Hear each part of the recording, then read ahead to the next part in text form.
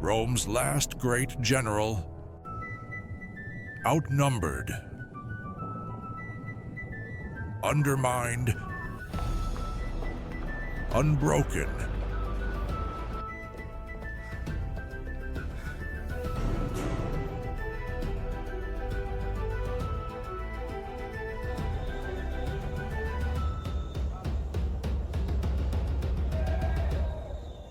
Belisarius.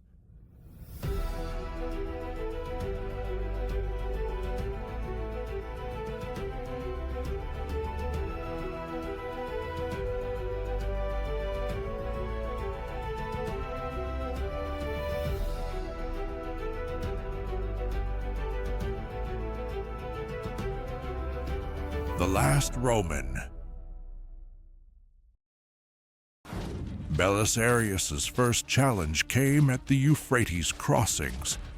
The Sassanids sought to force the river, using their engineering corps to assemble pontoon bridges under the cover of massed archers. Belisarius countered with a tactic that seemed reckless. Instead of defending the banks directly, he feigned a retreat, drawing the Persians into mid-river before launching a sudden cavalry charge. The bridges collapsed under the chaos, and the river swallowed hundreds. It was a victory, but it came at a cost.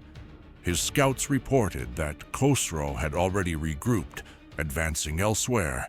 In the fortress city of Dara, a place Belisarius had once defended with brilliance years before, he now faced the grim task of holding the walls against a renewed Persian siege. The garrison was a mix of veterans who trusted him implicitly and hastily levied recruits with no taste for war. His answer was as much psychological as tactical. He personally walked the battlements at dawn and dusk, speaking to soldiers by name, reminding them that the eyes of the empire were on Dara. When the Persians attempted a night assault through a concealed sally port, it was one of these inspired recruits who raised the alarm, saving the city from disaster. But not all trials were on the battlefield. In Antioch, Belisarius found the city divided. Wealthy merchants sought peace with Khosrow to protect their trade, while the common people demanded blood for Persian raids. Balancing politics and war, he secured an uneasy unity, but it drained precious time and resources. A temporary turning point came when Byzantine forces, guided by Arab foederati allies, ambushed a Persian supply column in the deserts of Osroene. The capture of siege engines and provisions forced Khosrow to halt his advance. For the first time in months, the eastern provinces could breathe. Songs were sung in the camps of the general who could outthink the king of kings. Yet victories were fragile. A trusted subordinate was caught passing intelligence to the enemy, proof that Persian gold could reach even the inner circle. And the Persians themselves were adapting. Their commanders began deploying feigned retreats, a hallmark of Belisarius's own style, to lure Byzantine cavalry into deadly traps. Belisarius learned to play a deeper game. He spread false rumors of weakness, only to spring ambushes on overconfident Persian raiders. He rotated garrisons constantly, denying the enemy reliable intelligence. And above all, he refused to be drawn into a decisive, pitched battle, unless it was on ground of his choosing. Every move was a gamble. Every day, the margin between survival and disaster was measured in hours, sometimes minutes. But with each trial overcome, Belisarius carved his name deeper into the chronicles of the East, not as a man who simply fought battles, but as one who mastered the war itself. Do you think Belisarius's greatest victories came from battlefield genius, or from understanding the minds of his soldiers and enemies alike. In a war of constant adaptation, which side would you bet on? The one with more men, or the one with the sharper mind?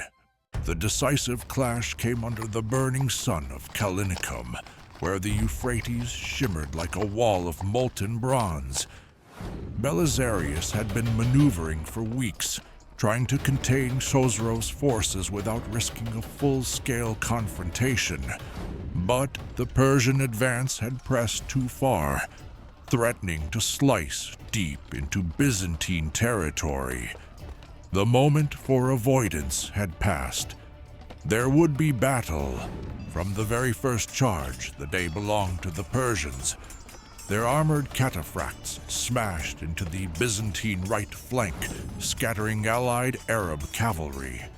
Dust rose in choking clouds, and arrows fell so thick that shields rattled like drums. Belisarius, riding through the chaos, could see the line bending. He had a choice: retreat now and save part of his army, or hold, risking annihilation. He chose to hold. Galvanizing the infantry, he ordered the men to form a defensive crescent, forcing the Persians to overextend.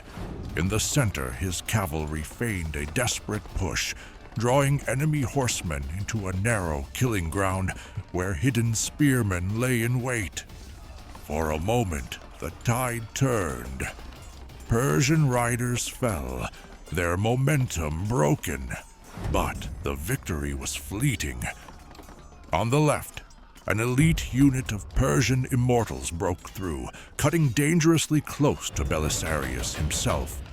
The general, spear in hand, joined the melee, his presence alone enough to rally his guards and push the enemy back, step by bloody step.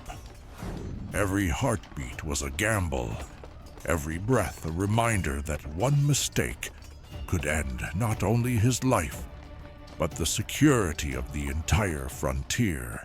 By nightfall, both armies were exhausted. The Persians, unwilling to risk further losses so far from their base, withdrew under cover of darkness. The Byzantines had held the field, but barely. It was not a crushing victory.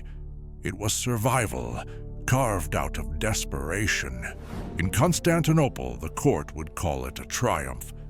But Belisarius knew the truth. This was no end. The war would continue, and each victory would demand a higher price than the last. If you were Belisarius at Callinicum, would you have chosen to stand and fight, or retreat to preserve your forces? Do you think a battle can be called a victory when survival is the only prize? Belisarius returned from the Eastern Front as the man who had halted the Persian advance. Cities that might have burned still stood, trade routes still pulsed with life, and the prestige of the Byzantine army remained intact. In the chronicles of war, his name was etched beside the great generals of antiquity, and yet the rewards of victory were not what the stories promised. At court, whispers eroded his reputation. Jealous rivals painted him as overly ambitious, a potential threat to the emperor himself. Instead of being given unchallenged command, he was reassigned, recalled, and occasionally left idle. The very empire he had saved seemed unable or unwilling to trust him. In private, Belisarius understood the bitter truth. In war, you could win the field and still lose your place in history's favor. Power was fleeting, loyalty fragile, and gratitude a currency that expired the moment the threat was gone. Still, his campaigns against the Sassanids had given the empire precious time. Time to rebuild fortresses, time to strengthen borders, time to face the storm that would come from other horizons. This, perhaps, was the real elixir he brought back, Not glory for himself, but survival for his people. Do you think history remembers warriors fairly, or does politics decide who becomes a legend? Please like, share, subscribe to listen to the echoes of history about the Byzantine Empire and its talented generals.